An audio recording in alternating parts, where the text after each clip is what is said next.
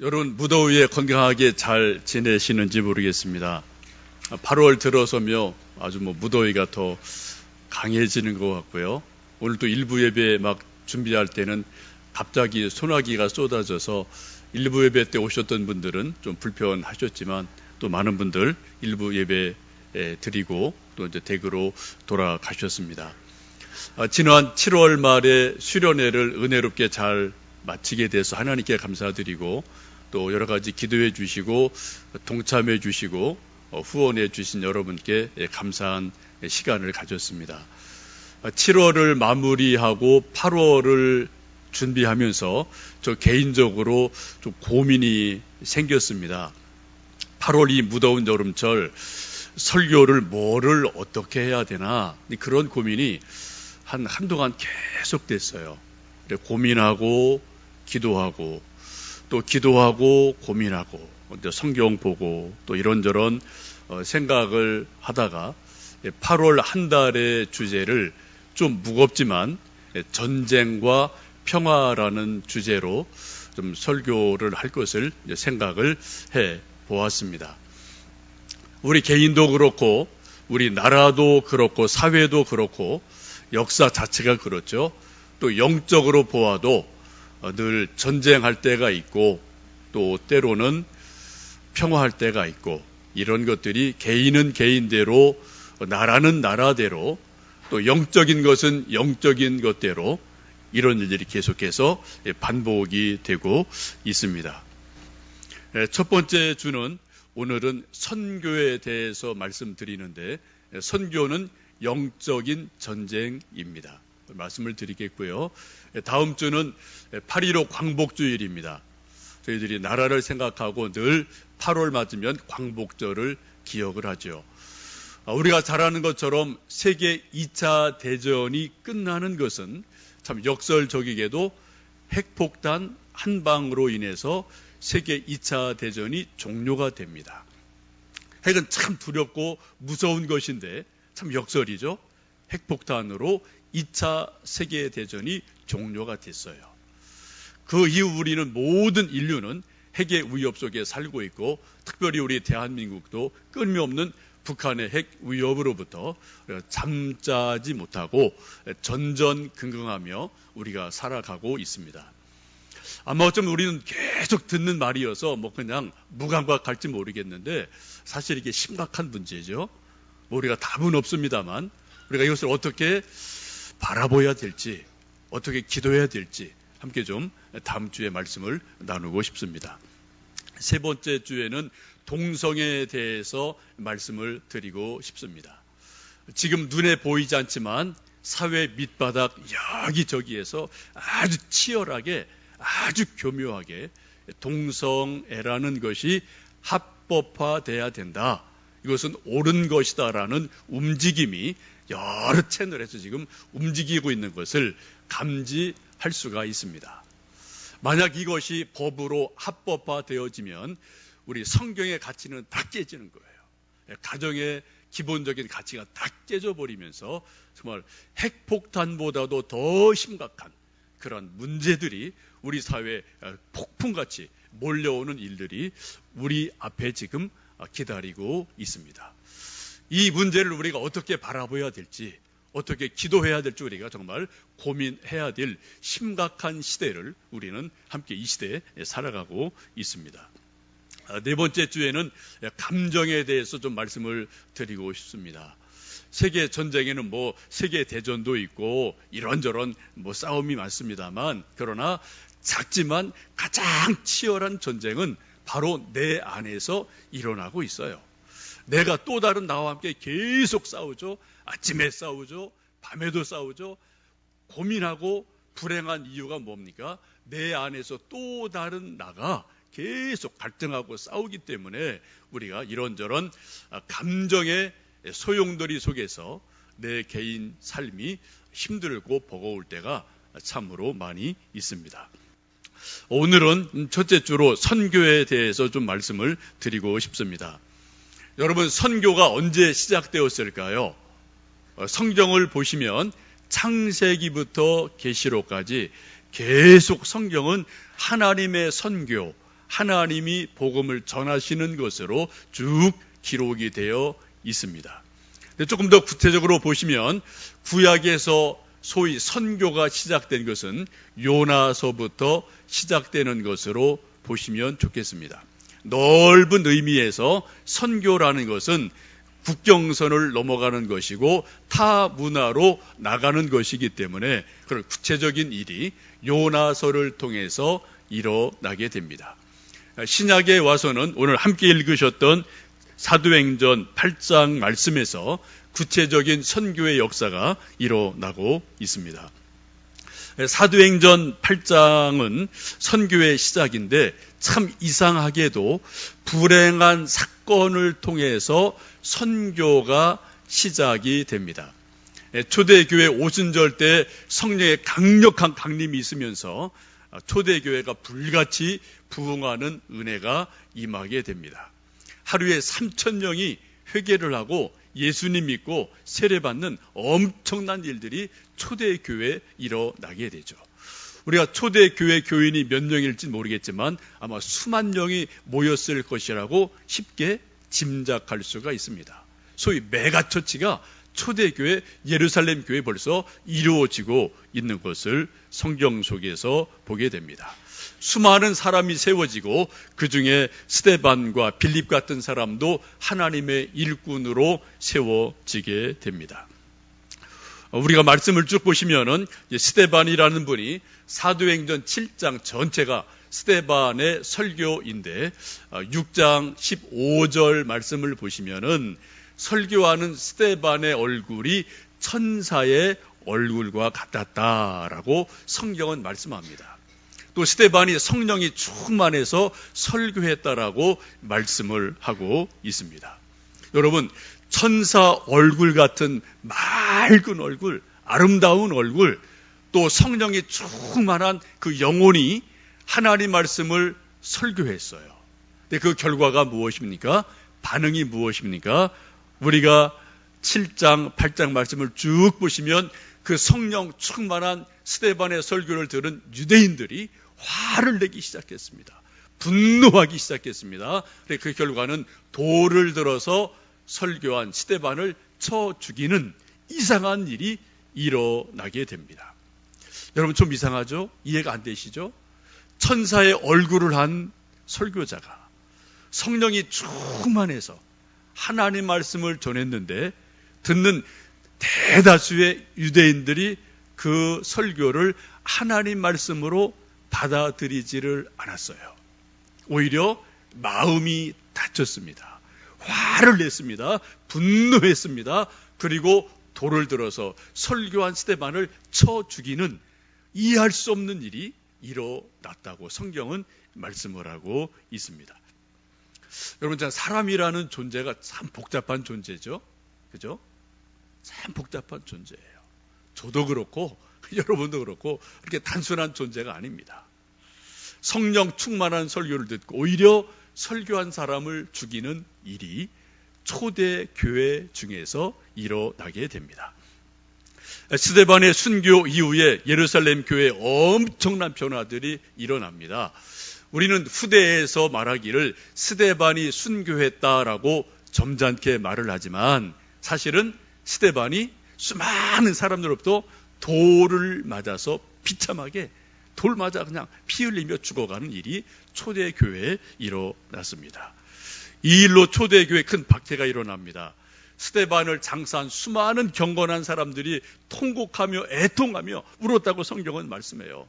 하나님, 어떻게 이런 일이 있습니까? 하나님의 일을 했는데 성령이 충만해서 설교했는데 왜 죽습니까? 라는 그런 이해할 수 없는 상황 속에서 수많은 사람들이 애통하며 통곡을 하게 됩니다.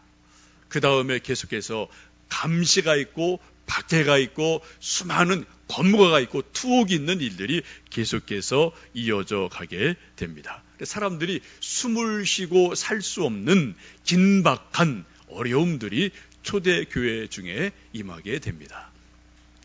이러한 비슷한 일은 사실 우리나라 역사에도 있었습니다. 일제시대를 보든 6.25 전후를 보면은 우리 수많은 한국교회 믿음의 선배들이 또 목회자들이 믿음 좋은 사람들이 이러한 어려운 일을 당하며 때로 죽기도 하고 옥에 갇히기도 하고 도망다니게 됐던 이런 일들이 우리나라 역사에도 있었음을 잘 알고 있죠. 여러분, 스데반이 돌에 맞아 죽고 순교를 하고 교회가 핍박을 당하고 예배를 드릴 수 없어서 이리저리 막 흐트러지는 일은 분명히 불행한 일임에 틀림이 없습니다. 이거 유쾌한 일이 결코 아니에요. 이해할 수 없는 불운한 사건임에 틀림이 없어요. 그런데 놀랍게도 그 다음 말씀을 쭉 읽어가면 흩어진 많은 사람들이 유대와 사마리아로 흩어져서 복음을 전했다라고 성경은 말씀을 하고 있습니다. 아마 이 사람들이 예루살렘에서 다른 도시로 도망을 가서 머리카락이 보일까봐 꼭꼭 숨어 있어야 정상인데 다른 도시로 지방으로 도망간 많은 경건한 사람들이 어떻게 했다고요? 그 지역에서 주의 복음을 전했다라고 성경은 말씀합니다. 그 대표적인 도시가 유대와 사마리아라고 오늘 성경은 말씀하죠. 8장 1절 보시면 다 유대와 사마리아 모든 땅으로 흩어졌다라고 말씀합니다. 우리가 이 말씀을 주목해 볼 이유는 사도행전을 조금 거슬러 올라가서 1장으로 올라가면은 예수님께서 마지막 제자들에게 말씀하시기를 오직 성령이 너희에게 임하시면 너희가 권능을 받고 온 예루살렘과 온 유대와 사마리아와 땅끝까지 이르러 내 증인이 되리라 라는 말씀을 하셨어요. 그 말씀이 지금 놀랍게도 스데반의 순교를 통해서 이루어지고 있는 것을 우리는 말씀 속에서 보게 됩니다. 스데반의 순교가 인간적으로 슬픈 일이고 아픈 일이고 이해할 수 없는 고난이었지만은 그 어려운 일 때문에 오히려 모여있던 사람들이 흩어져서 그들이 복음을 유대에서 사마리아에서 전했다라고 성경은 말씀을 하고 있습니다. 여기 두 가지가 좀 여러분 연결이 됩니까? 스데반의 죽음, 초대교회 박해, 믿는 사람들이 탄압을 당하고 옥에 갇히고 흩어지는 일과 이것이 나중에 하나님의 복음을 전하는 일이 됐다. 이 연결이 되지 않잖아요. 우리가 이런 것을 뭐라고 말합니까? 우리는 조금 어려운 말이지만 이러한 상황을 우리는 하나님의 섭니다. 하나님의 경륜이다 라고 우리는 이야기를 합니다. 하나님의 섭리와 하나님의 경륜은 너무 그림이 커서 우리가 언뜻 이해가 안 돼요. 이게 해석이 안 돼요. 손에 잡히질 않습니다. 근데 조금 지나보니까 이것이 하나님의 일하시는 방법이구나. 하나님이 이렇게도 역사하는구나. 우리가 조금 언뜻 어떤 사건을 일들을 이해할 때가 있습니다. 혹시 여러분 지금까지 수십 년 인생을 살아오시면서 혹시 이러한 비슷한 일을 경험하지 않으셨는지 모르겠습니다. 혹시 여러분 남이 알지 못하는 큰 병 때문에 고통을 당할 때 있죠. 또 자녀가 너무 속을 썩여서 참으로 말은 못하지만 너무 큰 고통을 당할 때가 있죠. 경제적으로 어려움을 당해서 정말 전전긍긍할 때가 있죠. 어떤 인간관계가 틀어져 너무 힘들 때가 있죠. 그래서 평상적인 생활을 할 수 없는 큰 아픔의 시간, 고난의 시간을 우리 모두 다 이렇게 저렇게 가질 때가 있거든요. 왜 이런 일이 나에게 있나? 나름대로 하나님을 잘 믿는 나에게 왜 이런 일이 있지라는 궁금증을 가진 채 우리가 고통의 시간을 종종 가질 때가 있습니다. 저도 돌아보면 그러한 일들이 참 많았어요. 여러 가지 있었습니다. 그때는 이해가 안 됐습니다. 왜 이런 일이? 주여 왜? 라는 그러한 질문이 제 속에 끊임없이 일어난 적이 참 많았습니다.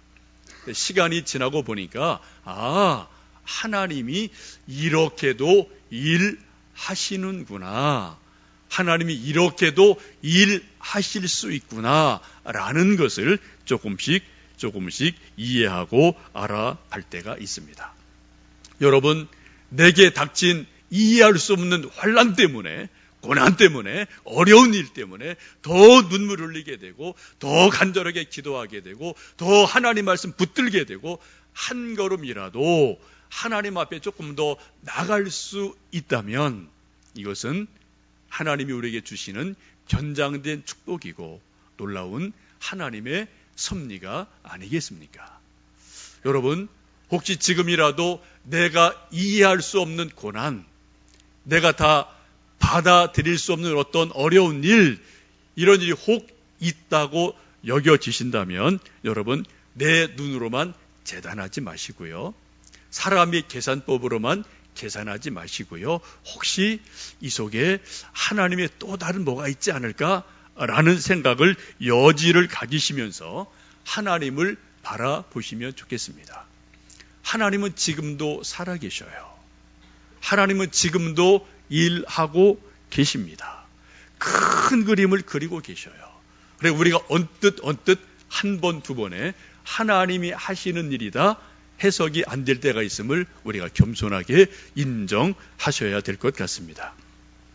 흩어진 사람들 중에 빌립이라는 사람이 있습니다. 이 빌립이 유대에 가서, 사마리아에 가서 복음을 전하죠. 우리 4절에서 8절의 말씀을 함께 읽어보십니다. 그 흩어진 사람들이 두루 다니며 복음의 말씀을 전할세 빌립이 사마리아 성에 내려가 그리스도를 백성에게 전파하니 무리가 빌립의 말도 듣고 행하는 표적도 보고 한 마음으로 그가 하는 말을 따르더라. 많은 사람에게 붙었던 더러운 귀신들이 크게 소리를 지르며 나가고 또 많은 중풍병자와 못 걷는 사람이 나오니 그 성에 큰 기쁨이 있더라. 아멘. 빌립이 사마리아 땅에 가서 주의 복음을 전하게 되고 수많은 기적이 일어납니다. 빌립이라는 사람이 사마리아 간 것은 사실은 기적에 가깝습니다. 많은 유대인들이 사마리아를 가지를 않거든요. 사마리아는 좀 더러운 동네라고 이 사람들은 여기고 있습니다. 요한복음 8장 4장을 보시면 예수님께서 사마리아 성 수가성에 가셔서 이제 사마리아 여인에게 복음을 전한 일이 있습니다. 근데 이때 예수님이 사마리아 땅을 가시니까 12제자가 고개를 갸우뚱하면서 왜 굳이 예수님이 사마리아 성을 가시지라는 이해하지 못하는 표정을 지은 것을 성경 속에서 보거든요. 이유가 있습니다. 사마리아는 북이스라엘의 수도였고요. 그 옛날 북이스라엘이 있을 때 우상을 열심히 섬기던 그러한 큰 도시였습니다. 결국은 아시리아에 의해서 망하게 되고 아시리아가 여러 가지 정책을 쓰면서 강제적으로 외국인들을 사람을 많이 풀어놓아서 혼혈 정책을 썼던 곳이 사마리아입니다. 한마디로 말씀드리면 이스라엘 사람들의 피가 혼혈이 된 더러워진 땅, 이 대명사가 바로 사마리아라는 그러한 도시입니다. 그래 많은 유대인들은 사마리아를 아주 더러운 동네로, 얼굴을 주지 않는 곳으로, 갈 수 없는 그러한 동네로 생각하는 그러한 곳이기도 했습니다. 그런데 지금 놀랍게도 스데반의 순교로 인해서 탄압이 너무 많아지니까 빌립과 수많은 사람들이 이리저리로 멀리 도망을 가다 보니까 평상시 같으면은 가지 않을 땅인 사마리아까지 도망을 가게 돼요. 그리고 그 사마리아 성에서 주의 복음을 전하는 놀라운 일이 일어나게 됩니다. 여러분, 사마리아 가서 이 빌립이 무엇을 했습니까? 오늘 말씀 보시면은 복음을 전했다고 그래요. 12절 말씀 보시면 빌립이 하나님 나라와 및 예수 그리스도의 이름을 전도했다라고 말씀합니다. 도망간 빌립이 한 일이 그냥 숨어 있는 것이 아니라 하나님의 나라에 대해서 말씀했어요. 예수님의 이름을 전파했습니다. 예수의 이름에 구원이 있음을 말씀하고 예수님의 십자가 죽으심과 부활하심에 대해서 사마리아 사람들에게 열심히 빌립이 말씀을 전했습니다. 그 결과 놀랍게도 수많은 기적이 일어나고 수많은 사람이 예수님께로 돌아오는 일들이 일어나게 됩니다. 이러한 비슷한 일이 우리나라도 사실은 있거든요. 6.25 전후를 보시면 이북에 계시던 수많은 믿음의 선배들, 이런 분들이 도저히 이북에 더 이상 머물 수 없어서 어쩔 수 없이 살기 위해서 이 남한 땅으로 넘어오신 분들이 아주 많습니다. 그런 분 중에 유명한 분들이 참 많죠. 한경직 목사님 그러한 분입니다. 충현교회 세우신 김창인 목사님이 그러한 분이죠. 박선희 목사님 그러한 분입니다. 더 이상 도저히 이북에서 견딜 수가 없어서 살 수가 없어서 호롤단신 그냥 성경 한 권 들고 그냥 도망치듯이, 사실 도망쳐온 거죠.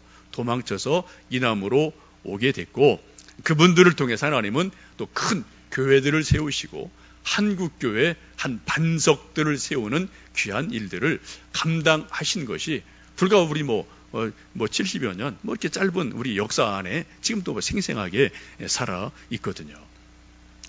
여러분, 선교라는 게 무엇입니까? 선교는 좀 넓은 의미로 말하면, 쉽게 말씀드리면 선을 넘어가는 거예요. 복음을 가지고. 어떤 선을요? 국경선을 넘어갑니다. 타 민족에게 가죠. 타 문화권으로 가죠. 이것을 우리는 넓은 의미에서 선교라고 말합니다. 또 벽을 넘어가는 겁니다. 평상시 같으면 도저히 내가 이 벽을 넘어갈 수 없는데 하나님이 사명을 주셨든지 자원하든지 아니면 어쩔 수 없는 상황이 일어나서 지금 빌립같이 도망을 가서 하다 보니까 복음을 전하게 된 것이 선교가 되는 것을 우리가 볼 수 있습니다. 이 빌립이 어쩔 수 없이 사마리아를 가서 복음을 전했고, 그 결과는 놀랍게도 구원받는 사람이 많았어요. 병자가 일어나고 안진뱅이가 일어나고 귀신이 물러가고 기적이 일어나고, 정말 예수님의 복음이 전해서 수많은 사람이 하나님께로 돌아오는 놀라운 일이 일어나게 됩니다. 우리 교회에서 후원하는 몇몇 선교사님 중에 케냐에서 선교하는 이광호 선교사라는 분이 계십니다. 부인도 이제 목사님이고, 그런데 실은 부인 되시는 분이 먼저 신학을 하고 목회를 하다가 사명이 있어서 케냐로 먼저 가셨고, 남편 되시는 분은 개인 사업하다가 조금 뒤에 합류를 하신 분인데, 저희 교회도 먼저 한국 나오실 때 잠깐 주중에 와서 저랑 차 한잔하고 기도하고 이렇게 하시는 분인데, 그분한테 여러 가지 간증을 제가 들은 게 참 많거든요. 근데 자기도 선교지에서 깜짝 놀랄 일이 참 많대요. 그냥 평범한 분이에요. 근데 선교지 케냐에서 이웃 주민 가운데 병든 사람이 있어서 자기가 손을 들어서 안수했더니 병원에서 안 낫는 병이 낫는다는 거예요. 또 불치의 병이 병원에서 이건 안 됩니다라고 불치의 병으로 병원에서 단언한 일이, 자기가 손을 얹어 기도했더니 불치의 병이 치유된다는 거죠. 여러분, 좀 이런 기적을 맛보고 싶으신 분들은, 성령의 감동이 있으시면 또 언제 한번 여러분 노년에라도 또 힘 있을 때 한번 선교사로 나가보시는 것도 좋아요. 근데 이분 한국 보면 이런 일 안 일어나요. 자기도 모르겠다는 겁니다. 서울에서는, 한국에서는 이런 일이 전혀 없었어요. 그런데 하나님의 부름을 받고 멀리 아주 외딴 케냐에 가서 복음 전하고 일저일하고 하다 보니 이러한 일이 일어나는데 자기도 왜 그런지 모르겠다. 근데 분명히 그런 일은 있다라는 간증을 제가 여러 번 들은 적이 있습니다. 이 시간 잠깐 여러분에게 우리 교회가 작지만 기도하고 후원하고 협력하는 몇몇 우리 선교사님들을 소개해 드리겠습니다. 먼저 이형식 목사님이죠. 한 2년 전에 와서 설교해 주신 분이고, 이제 베트남에서 바퍼를 하고 계시는데 최일도 목사님의 매형 되시는 분입니다. 제가 신대원 때부터 이제 알고 지내는 선배 목사님이고, 제가 전도사, 교육 전도사 할 때 그 교회 이제 목사님으로 계셨고, 그런 이제 분인데, 지금 은퇴하신 이후에 베트남에서 바퍼 이제 다일 선교회 일을 하고 계시고요. 또 두 번째는 이제 케냐 선교회에 계신 이광호 선교사님, 윤희창 목사님이고요.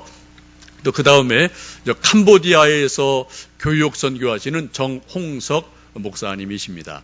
라이프 유니버시티라는 대학을 우리 한국인 중심으로 대학을 세우고 거기서 복음을 전하고 간호학과, IT, 신학 이런 것들을 쭉 가르치시는 그런 선교를 하고 계시고요. 지금 이것은 이제 탈북민들, 세터민을 돕는 강철민 목사님이고요. 이것은 우리 교회에 계시다가 이제 천안에 개척해서 지금 목회하고 계시는 황우성 목사님, 저희들이 조금 후원을 하고 있습니다. 또 그 밖에 다세연이라는 다음 세대를 연구하는 그런 이제 중고등부들을 이렇게 잘 돌보는 그런 협회가 있고요. 또 아세아 선교회에서 키르기스탄에 있는 박원규 선교사님을 또 다른 교회와 협력해서 돕는 이러한 일들이 저희 교회가 하고 있습니다. 이런 분들 위해서 여러분 계속해서 기도해 주시면 좋겠고요. 또 이런 분들을 조금 더 잘 기도하고 돕기 위해서 우리 1.2 여전도회에서 기도하고 준비하셔서 9월 17일 날 선교 바자회를 할 준비를 하고 있습니다. 그때 좀 구체적인 것이 나오면 또 계속 이제 광고 드리고 부탁을 드리겠는데 여러분 기도해 주시고, 여러분 이분들 우리가 얼굴 잘 모르지만 좀 마음에 품고 일주일에 한 번이라도 기도해 주시고, 혹시 또 만날 일이 있으면 격려해 주시면 좋겠습니다. 이분들 대부분이 해외에 계시기 때문에 한국에 오시기가 쉽지는 않아요. 혹시라도 한국에 오실 기회가 있으면 또 저희 교회와 좀 시간이 맞으면은 저희 교회 초대를 해서 그분들의 말씀을 듣는 기회를 만들어 보도록 하겠습니다. 여러분, 빌립이 어쩔 수 없이 사마리아 땅으로 도망을 가서 하나님 나라를 전했고 예수님 이름을 전했습니다. 복음을 전했습니다.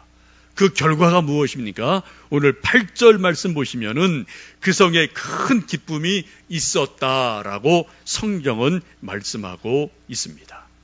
하나님의 말씀이 전해지는 곳에 큰 기쁨의 열매가 맺어지게 됩니다. 그러나 사실 선교 현장에서는 끊임없는 영적 전쟁이 있죠. 현지인들이 쉽게 반응 안 하죠. 말 안 통하죠. 음식 안 맞죠. 문화 다르죠. 갈등 많죠. 수많은 영적 전쟁이 선교 현장에서는 매일매일 되고 있음에 틀림이 없습니다. 그래서 우리가 적지만 후방에서 기도로 후원해야 되고 물질로 협력해야 되고 격려해야 될 일들이 우리들에게 있지 않나 싶습니다. 여러분, 선교라는 것은 꼭 비행기를 타고 국경선을 넘어서 저쪽 아프리카 가는 것만 선교는 아닙니다. 물론 그건 분명한 선교죠. 그러나 어떤 의미로 보면 우리가 어떤 내가 평소에 넘지 못하는 선을 넘어서 주의 이름으로 나가는 발걸음은 다 선교예요. 혹시 여러분 사무실에서 이 책상 하나 사이로 칸막이 하나로 이야기하지 못하는 동료가 있지는 않으십니까? 혹은 집에서, 동네에서, 교회에서 눈에 보이지 않는 어떤 선이 있어서 이 선을 넘지 못하고 말하지 않는, 마음은 주지 않는 누군가 있지 않습니까? 그 선을 넘어가는 게 선교예요.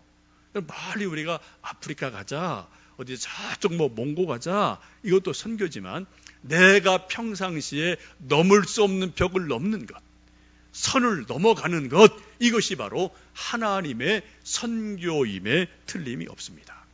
그리고 선을 넘는 것은 결코 쉽지는 않습니다. 그러나 선을 넘어가 보면, 벽을 넘어가 보면 그곳에 하나님이 예비하신 엄청난 은혜들이, 하나님의 복들이 바로 선 너머에, 벽 너머에 있거든요. 근데 우리 그거를 넘어가질 못할 때가 참 많거든요.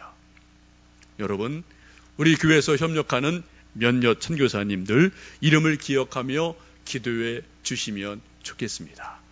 우리가 비행기 타고 멀리 아프리카는 갈 수 없을지라도 내 주변에서 선을 넘어서 우리가 누군가에게로 한 발 다가갈 때 그것이 하나님의 선교가 되고 하나님의 일이 될 줄로 믿습니다. 그런데 하나님의 일하심, 하나님의 역사하심을 우리가 함께 누리는 귀한 은혜가 우리 모두에게 넘쳐나는 이 계절 되시기를 주님의 이름으로 축복합니다.